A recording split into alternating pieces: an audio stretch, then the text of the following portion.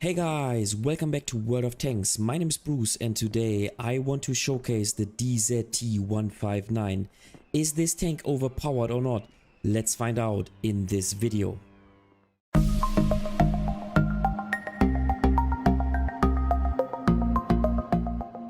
The DZT-159 is the new rocket-powered Chinese medium tank on tier 9. And after having played a couple of battles, I think I am in the position of giving a straightforward tank review.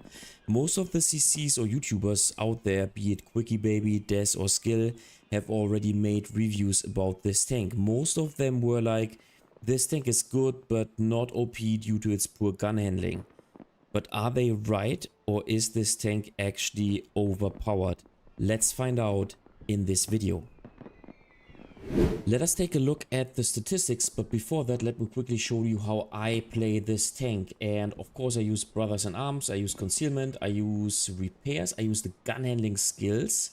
But let me show you something that I use, and that is Controlled Impact, that you should use as a perk on your driver. And then of course you should use Intuition, and this is because you have the choice of 260mm of pen on your on your standard ammunition, but then you have this premium ammunition with 310mm of penetration on tier 9, and you want to be able to quickly switch between those shells.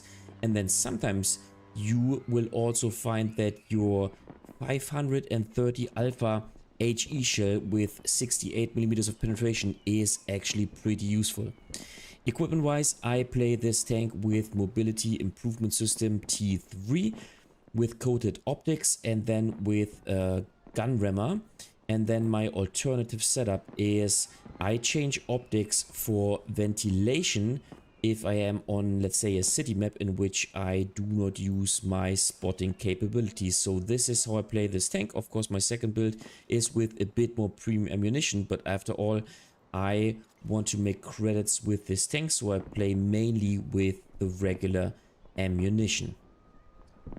So in order to find out how good this tank is, let's first of all talk about the statistics, and let's compare this tank to other, let's say, medium heavy hybrids on tier 9. Its brother on tier 9, the WZ-120, the Russian medium tank, which is pretty nicely armored, at least which has better armor than a regular medium tank, the Object 430, and also against the two other rocket-powered tanks on tier 9, the BZ-68 heavy tank and also the Czechoslovakian TT-130M. So immediately we notice that this tank actually has a pretty decent DPM, of course worse than the WZ-120 and the Object 430, but better than the other rocket-powered tanks. It has by far the best penetration value on the standard ammunition, which is pretty strong if you consider that this tank is a premium tank with which you want to make credits. And oh boy, yes, with this tank you can earn credits like a bro in World of Tanks. It has a fantastic alpha damage for a medium tank of 440. Of course, the alpha damage of the heavy tanks is higher, but that is of course all right, as those tanks are heavy tanks. Now, the aim time is of course pretty lackluster for a medium tank, just like on the WZ-120, even worse than the one of the Object 430 and as bad as the one of the TT-130M. Dispersion of 0.4 is also pretty lackluster, but even better than the Object 430. And this tank has at least 7 degrees of gun depression, which makes it relatively flexible. Not as flexible as, for example, most of the Western tanks, which have about 10 degrees of gun depression, but I mean 7 degrees lets you work ridge lines, which makes this tank flexible. Of course, we didn't talk about the other gun handling statistics, so the dispersion values also while moving the tank with the tank traverse, turret traverse, is pretty lackluster and worse than on the other tanks, at least on the other medium tanks. Forward speed only 40, so the other tanks are faster. The power to weight ratio is 15.61, not very shiny, but I mean keep in mind that you have those rocket boosts available. But if you have emptied those boosts, then yes, this tank is becoming really slow. And the terrain resistance value also do not help you out, as they are pretty lackluster. So all in all, besides the rocket feature, this tank is really slow. Armor wise, this tank packs 270 millimeters of armor. So the effective armor of your tank, because the turret is also slightly angled, is 300 to about 310 millimeters. So the adversary tank, and keep in mind we're talking about tier 9, the adversary tanks need to consistently pen your turret. They need about 320, 330, 340 millimeters of penetration, which is not very common on tier 9. So yes, the turret armor is insanely strong. Therefore, the hull is pretty weak with only 120 millimeters of armor. And then take a look at the camo value. The camo is surprisingly well. Of course, it is not as good as the one of the Object 430 and also not as good as the WZ-120, but for a tank which packs such a good armor, this tank is surprisingly good when it comes to camo. And same goes for the view range. So you can play this tank as a regular medium tank and play vision games with this tank. So in my opinion, while the DPM is strong, the firepower of this tank is strong, maybe apart from the gun handling. The mobility is of course lackluster, but you of course get the, let's say, compensation with the rocket boosts. And keep in mind you have 7 of those boosts, although they only last for 5 seconds compared to the 10 seconds of the one of the heavy tanks. But then you get the advantage of having the option of playing this tank as a regular medium tank, due to the fact that the camo value is actually not too bad for such an highly armored tank. So after talking about the statistics of this tank, we might think that this tank is somewhat balanced, somewhat nicely balanced. But there's a couple of things we need to talk about.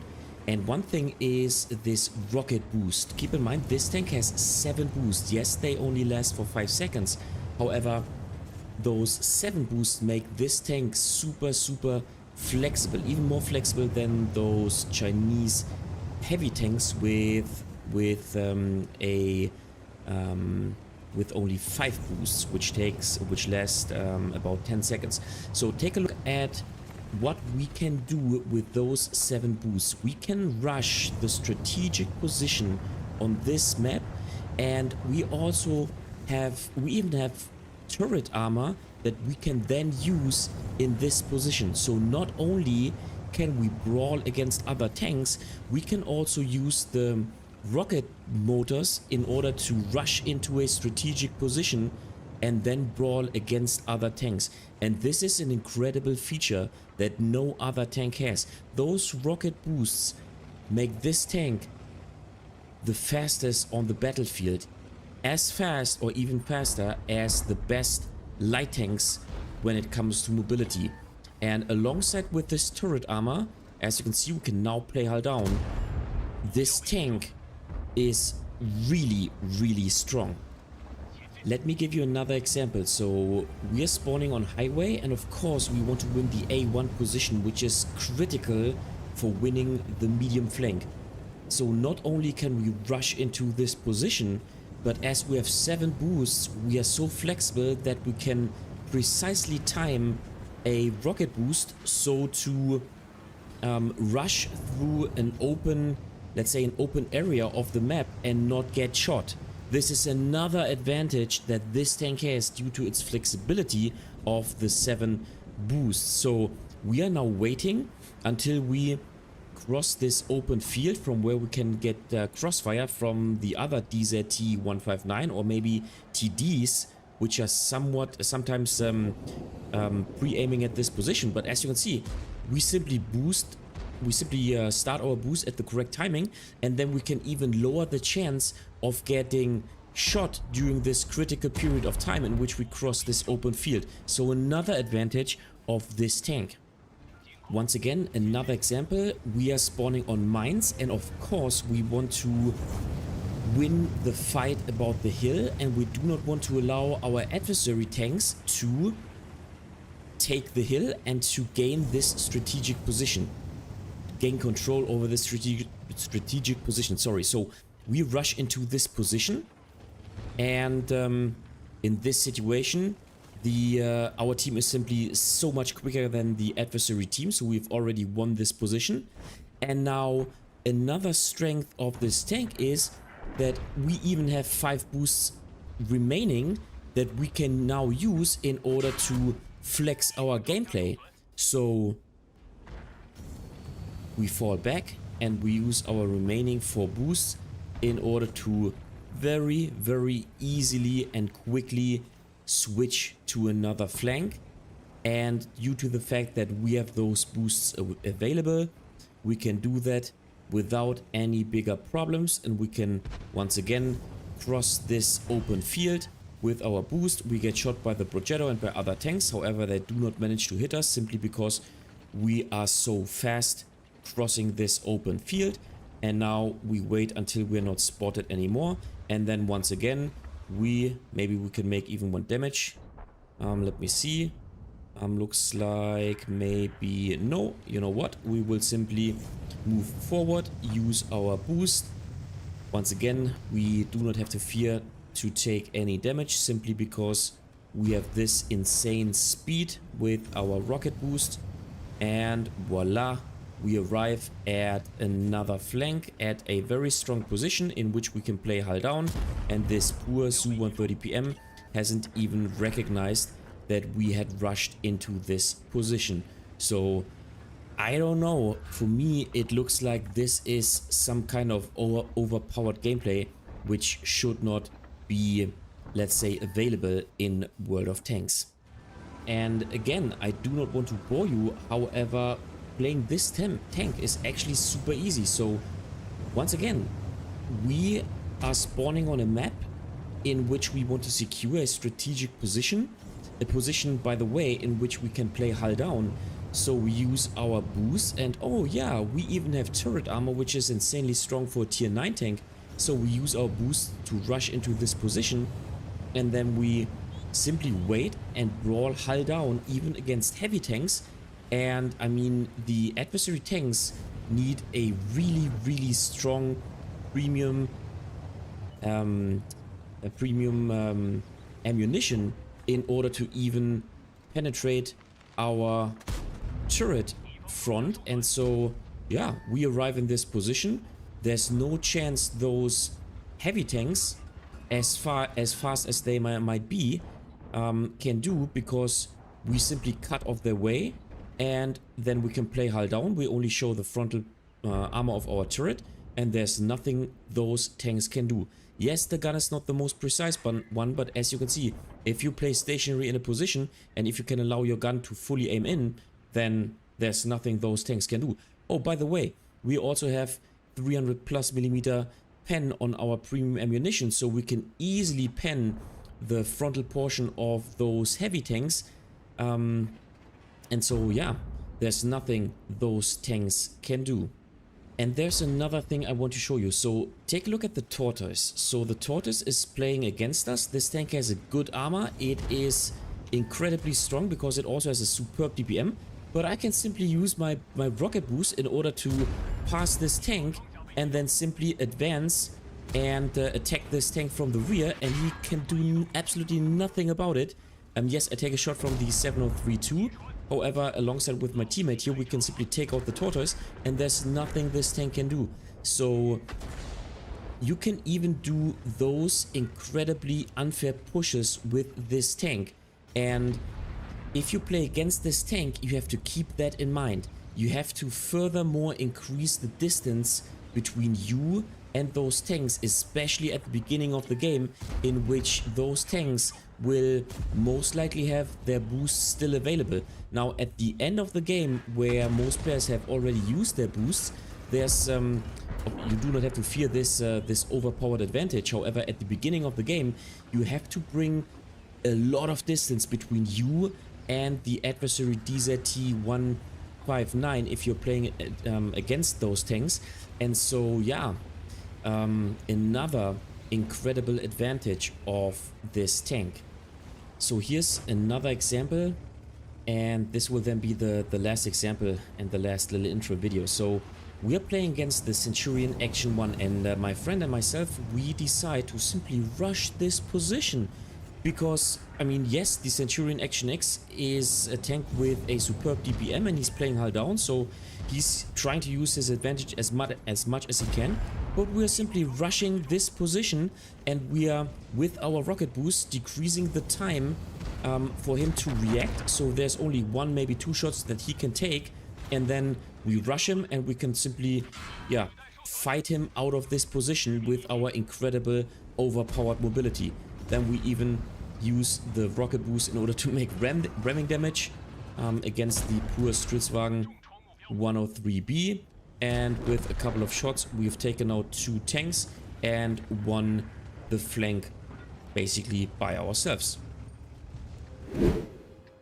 So with those features in mind, let's see how this tank can perform. But first of all, let's take a look at the map and see what options we have.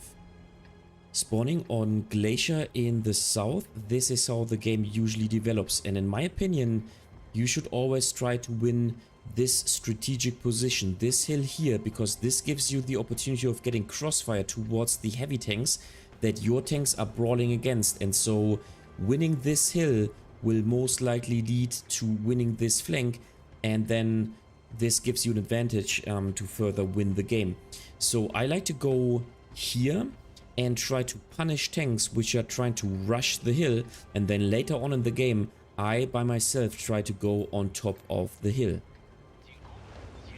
So yeah, of course we want to see what we can do to secure this strategic position, and I mean, we are playing in a tank which has 7 rockets available. As you already saw, I play this tank with a turbo, or with an experimental turbo. So I can even further increase the mobility of my tank when using those rockets. And let's rush into the position. Let's use HE ammunition to increase the possible damage. And let's try to... And we even hit this little tank with a snapshot. So sometimes this gun performs really, really nicely. A bit like Russian tanks. Sometimes this gun trolls you really hard, but sometimes this gun is really, really strong. So of course we do not want to lose time. We want to use our remaining rockets to rush the hill as the Burus just backed off. This gives us the opportunity to rush the hill. We are now spotted, so I want to further continue on top of the hill, and there is a tank. So let's see, but I have the advantage of playing hull down, and we just talked about the strong turret armor, so no problem whatsoever to dominate all those tanks. And we even have 2 boosts available if the situation would need or would dictate some kind of flexibility.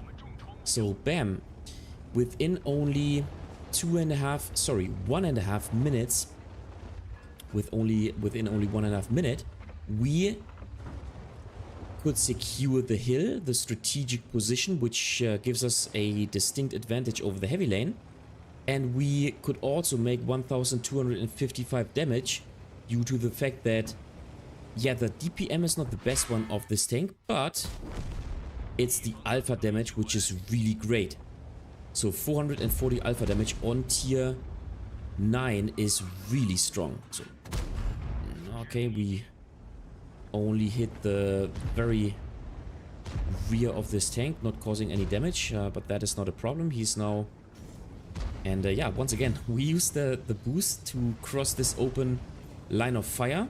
We might now take damage, but that is alright. Let's take damage by ourselves. And okay, the Moisian is advancing, trying to take damage. My engine is damaged, but now I am basically once again in an OP position, out of which I can play hull down and take shots at the rear of those tanks. So let's now start to dominate the heavy lane, and the adversary team has pushed into this offensive position simply because they are in an advantageous position due to the number of the tanks that are playing on the heavy lane.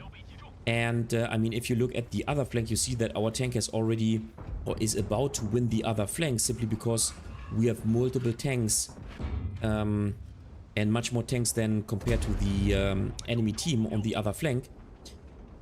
But the adversary team is now in deep trouble simply because we could go into this position, and the only reason why we actually achieved this position was simply because we have this overpowered feature of having 7 rocket boosts that we can even precisely time in order to not only rush a position but to even cross an open area and not be susceptible to damage in this position. I mean, we only have 315 HP remaining, but we are now in a position out of which we can dominate all those heavy tanks and all those medium tanks. And take a look at our tanks. We only have 2 heavy tanks down at this position. We have the Object 263, which is playing with us, but there's nothing the adversary team can do. And all of a sudden, the game is already won after only 4.5 minutes. So, wow, I call this really, really strong if you can make use of this, of those rocket boosts. So we can for sure take a shot onto the cupola of this tank, another lovely 441 damage, and we already caused 5.3k damage in this tank. And you know what? I think we will not even have to leave this position anymore, simply because the game is absolutely won and there's nothing we need to do. So maybe we can get another shot. No, Moisian is killed, and you know what? I will simply wait here and take another shot, and I bet that there is a tank destroyer in the, what is it, C8 position. Let's blind fire this position. No, this was not a hit, but now this tank is spotted, and so here you go. Stritzwang in a siege mode, so another 419 damage, and so sorry, we already made 6k damage. We won this game. I think, like, if we hadn't pushed in this position, I think our team would have certainly lost the heavy lane.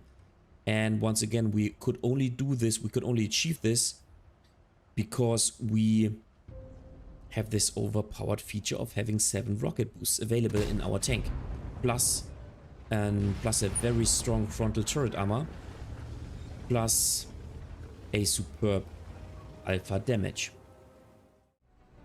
Alright, next game, we are spawning on Pilson in a top tier situation with our DZT-159 Platoon, but let's first of all take a look at the map and see what options we have. Spawning on Pilson in the north, this is how the game usually develops, and even with the medium tank, I personally like to go to the middle, because this is simply the most flexible gameplay. Not only can I try to spot tanks which are advancing on this 0 lane, and then maybe even take shots onto those tanks, I can also get crossfire towards the middle if an adversary heavy tank is playing in this portion of the map.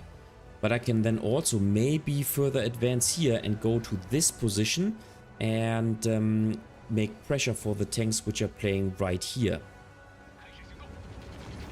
Alright, so yeah, I want to go into the middle. Actually, we were talking about how to position ourselves on this map, and I said, well, I will go to the middle.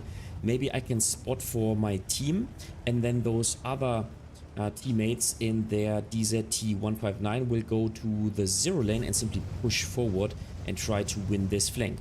So, in my opinion, a DZT-159 platoon with capable players in a top tier situation like this is overpowered. There's nothing more to say about this.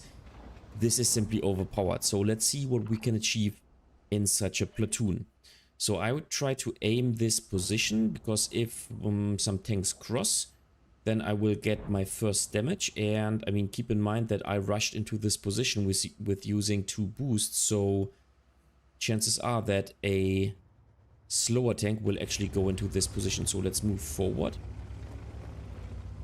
Slowly but steadily. There's only 1 light tank in the game. Of course, we also have to watch out for the adversary DZT-159 platoon, and there's no tank spot. Okay, perfect. The adversary light tank has been taken out by our two teammates also playing in the DZ-159. I could spot the Polish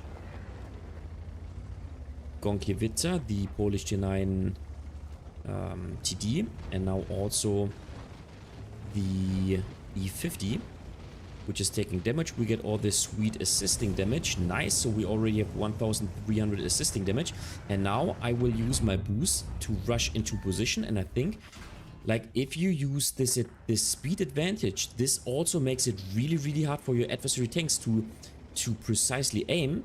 And so chances are that they will finally take a shot onto your frontal portion of your turret compared to your, or instead of your upper hull, which is relatively weak. And so yeah, we could manage to rush into this position without taking any damage. Now we took some damage from the T-54 in the middle, which is fine, and now we can simply load HE in order to make even more damage onto this tank. And bam, 466, actually a little low roll. Let's see, once again, we can brawl against this tank because we have this strong turret armor. He bounces and we donk this shot. And let's see how it goes. We already made 3.5k assisting damage. Now let's see, and you know what, bam, another 448 damage. And we already made 1.6k damage. So we already have, what is it, 5.1k combined after only 4 minutes, actually 3 minutes of the game. Insanely strong, if you ask me. Let's fully aim in our gun in order to make a shot onto the adversary DZT. Let me see.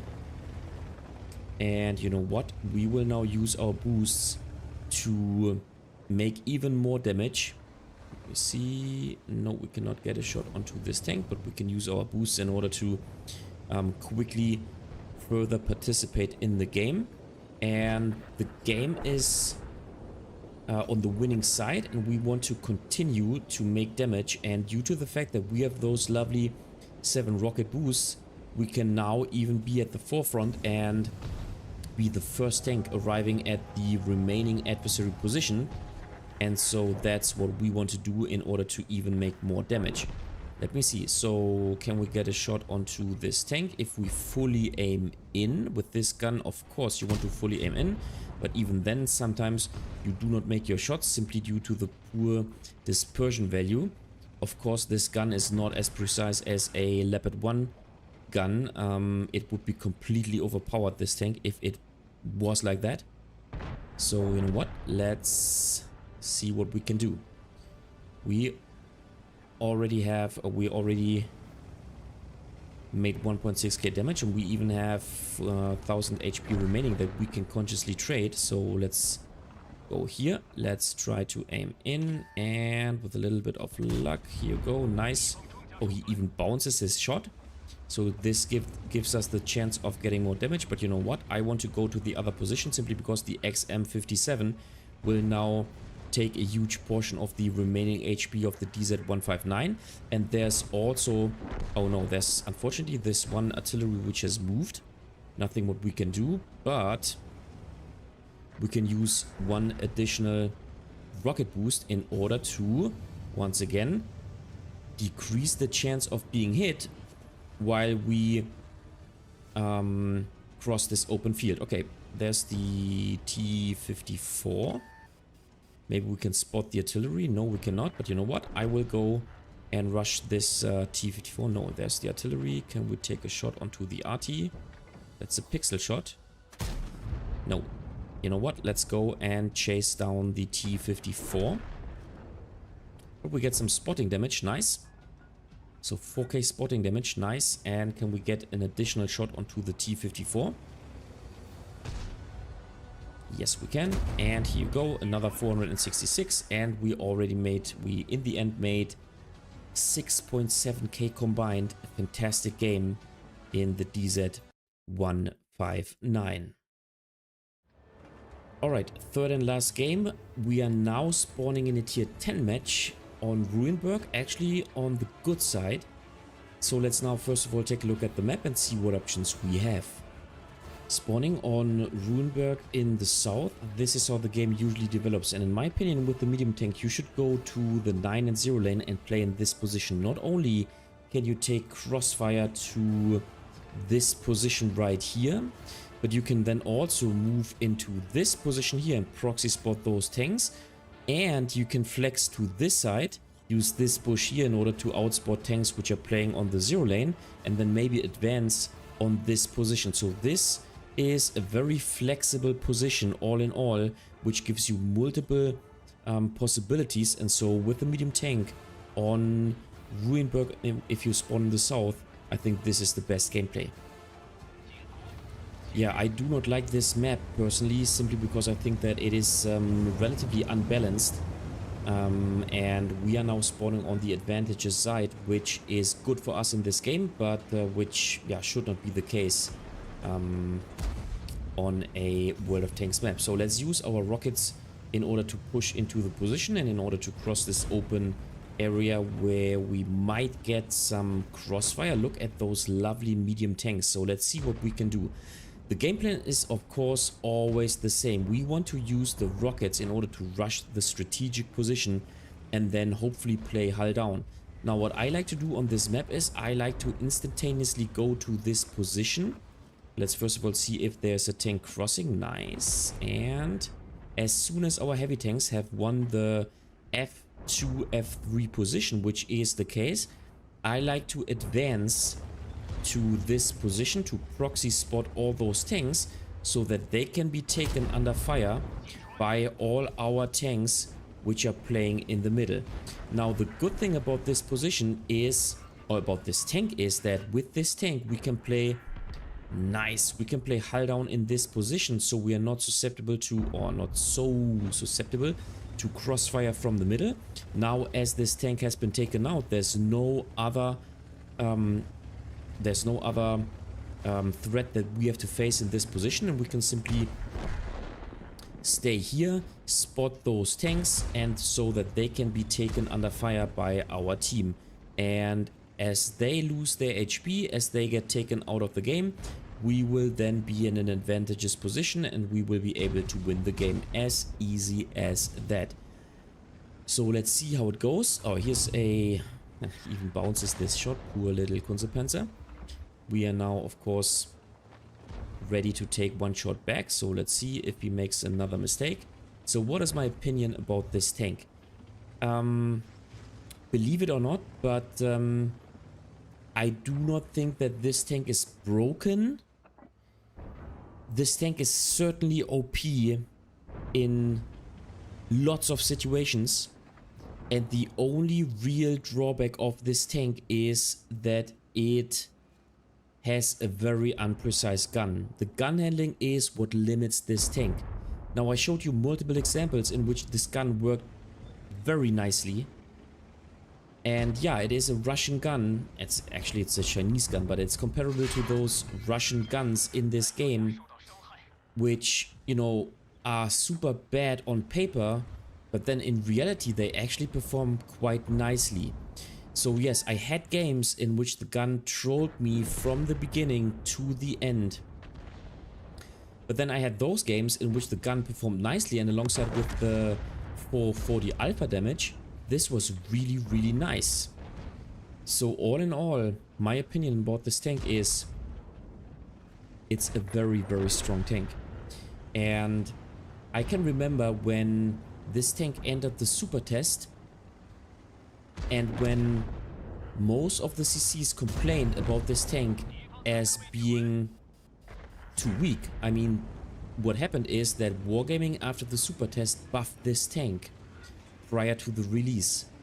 And in my opinion, this buff was a mistake, because now the tank is simply too strong. It is a very strong tank. Once again, I would not say that this tank is broken. What is for sure broken is the fact that you can simply rush adversary tanks like I do in this situation and like I showed you multiple times. If you play this tank in a platoon with lots of capable players, this is also broken. But all in all, I would say this tank is very strong. It's not per se OP, but in the hands of a skilled player, this tank is really, really strong. And I think it is too strong, and Wargaming has not made a good job of balancing this tank. That's just how it is. But if you are lucky and if you have this tank, then you can be glad, because as I said, this tank is really, really strong and one of the best tanks in my opinion on tier 9. Alright guys, that was it for today with my review about the DZT-159. What do you think about this tank? Do you like it? Do you agree that it is too strong in certain situations? Do you think it is fair that this tank can only be received with gambling during holiday ops? Feel free to leave a comment in the comment section down below. And as always, if you liked the video, give it a thumbs up. This really helps out with the YouTube algorithm. If you find this video extremely helpful, then feel free to support me via Super Thanks. This way you can make a one-time donation. You just have to click this button underneath the video. If you adore this channel and you want to consistently support me, then consider subscribing to my channel or become a member, once again with the click of a button underneath the video. Thanks a lot, and I'll see you next time in another World of Tanks video.